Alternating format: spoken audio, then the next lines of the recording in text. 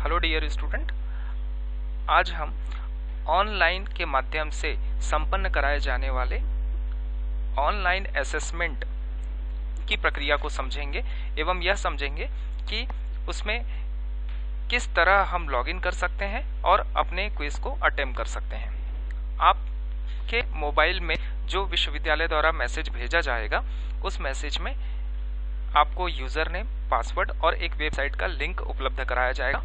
तो जैसे ही आप इस लिंक पर क्लिक करते हैं, आपके मोबाइल के वेब ब्राउजर में ये वेबसाइट ओपन हो जाएगी जिसमें आपको लॉगिन करना है।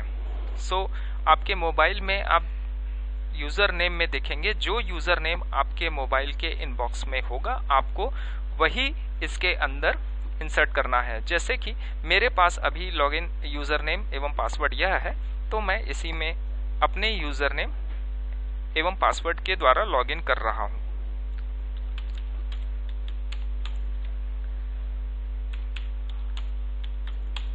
इस बात का ध्यान रखना है लॉगिन करते समय कि यदि आप किसी भी कैरेक्टर या डिजिट को भूल जाते हैं या गलती से भूलवश छोड़ देते हैं और लॉगिन करते हैं तो आपका लॉगिन नहीं होगा। अतः आपको ध्यान रखना है कि आपको सही यूजर नेम और सही पासवर्ड ही इंसर्ट करना है। गलत पासवर्ड या यूजर नेम डालने पर आपका वेब पेज कुछ इस प्रकार दिखाई देगा।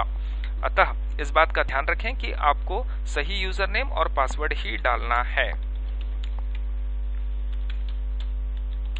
ये मैं सही यूजर नेम और पासवर्ड डाल रहा हूं। इसके साथ आप अपने स्वयं के डैशबोर्ड में पहुंचते हैं, जहां आपको आपका कोर्स नेम दिखाई देगा। यहां पर मैंने चूंकि DCA में लॉगिन किया है, अतः मुझे DCA दिखाई दे रहा है। यदि आप PGDCA कोर्स को बिलोंग करते हैं तो आपका कोर्स नेम PGDCA ही लिखा दिखाई देगा। अतः आपको इस लिंक पर क्लिक करके अंदर जाना है। इस दौरान आपको इस बात का ध्यान रखना है कि जब आप लॉगिन करें तो आपको आपका ही नाम यहाँ पर दिखाई दे। इस बात को आप सुनिश्चित कर लें। मैं इस कोर्स पर क्लिक करता हूं।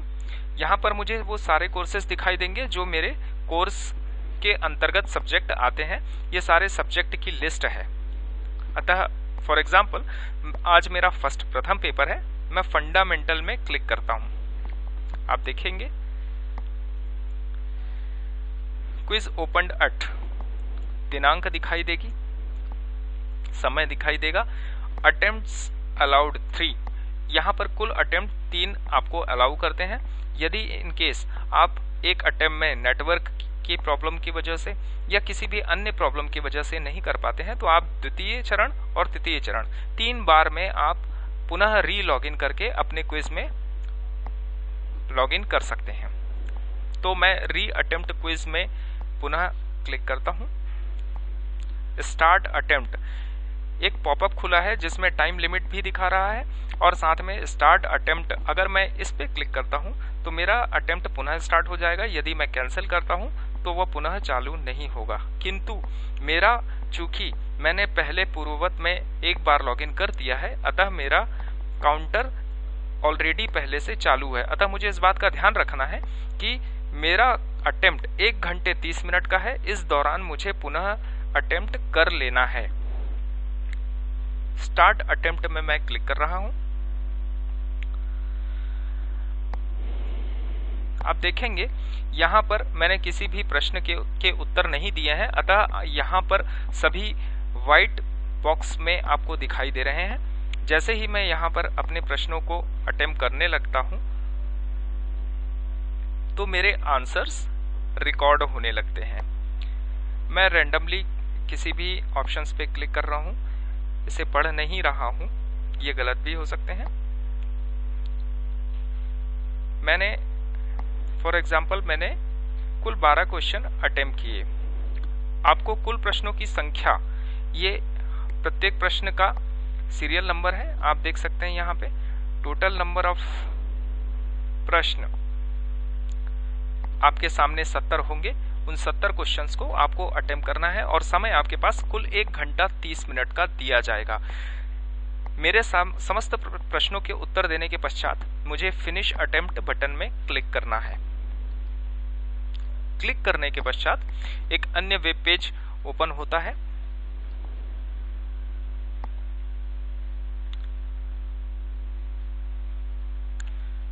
इस बात का ध्यान रखेंगे कि हो सकता है कि नेटवर्क की कमी की वजह से आपकी वेबसाइट स्लो हो, अतः आपको कुछ देर धैर्य रखना है ताकि आपका वेब पेज पुनः रीलोड हो सके। आप देखेंगे यहाँ पर मैंने कुल 12 प्रश्नों के उत्तर दिए थे, तो 12 प्रश्नों के उत्तर में एक डार्क पट्टी आधे बॉक्स जो है उस पे कलर हो चुका है, मतलब कि मैंने कुल 12 क्वेश्चंस के आंसर दिए हैं। आंसर सेव्ड यहाँ पर देखेंगे आप, जितने क्वेश्चंस के मैंने आंसर दिए हैं वो वहां पर क्लियरली दिखा रहा है आंसर सेव्ड। जिन प्रश्नों के उत्तर मैंने नहीं दिए हैं उनमें नॉट येट आंसर्ड दिखाई देगा। इसके पश्चात आप यदि पुनः अटेम्प्ट करना चाहते हैं तो रिटर्न टू अटेम्प्ट ऑप्शन पर जाकर के इस बटन पे क्लिक करेंगे।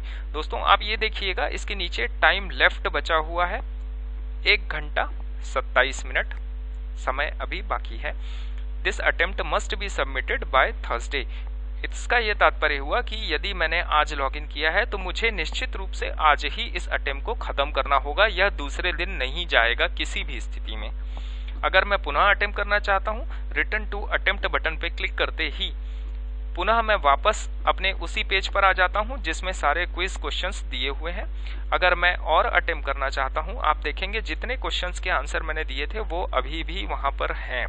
जिनके आंसर मैंने नहीं दिए थे, यदि मैं चाहता हूं कि मैं इनके भी आंसर दूं तो मैं पुनः उन पे क्लिक करके उनके आंसर दे सकता हूं। ऐसा करने पर आपके बाद में अटेम्प्ट किए गए प्रश्नों के उत्तर भी स्वतः ही सर्वर में अपलोड हो जाते हैं।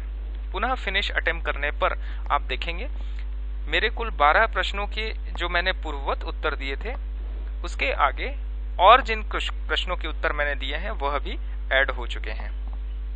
अब मैं submit all and finish button पर क्लिक करता हूं। पुनः देखेंगे एक पॉपअप विंडो ओपन होती है। ये एक कंफर्मेशन विंडो है जिसमें आप submit all and finish button पर क्लिक करते हैं।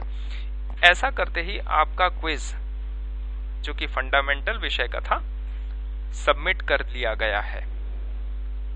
आज का प्रश्न पत्र यदि आपका फंडामेंटल है और आपने इसे पूर्णतः सबमिट कर लिया है तो आप इस कॉर्नर में लगे हुए इस पॉपअप मेनू में लॉगआउट बटन है, उस लॉगआउट बटन के द्वारा आप अपने डैशबोर्ड से लॉगआउट हो सकते हैं। इस प्रकार आपको लॉगिन एवं लॉगआउट की ये प्रक्रिया है जो बताई गई है, इसे ध्यान रखेंगे। इसके अतिरिक्त किसी भी प्रकार की समस्या आने पर विश्वविद्यालय द्वारा उपलब्ध कराए गए सपोर्ट डेस्क के नंबर पर आप कंप्लेंट कर सकते हैं।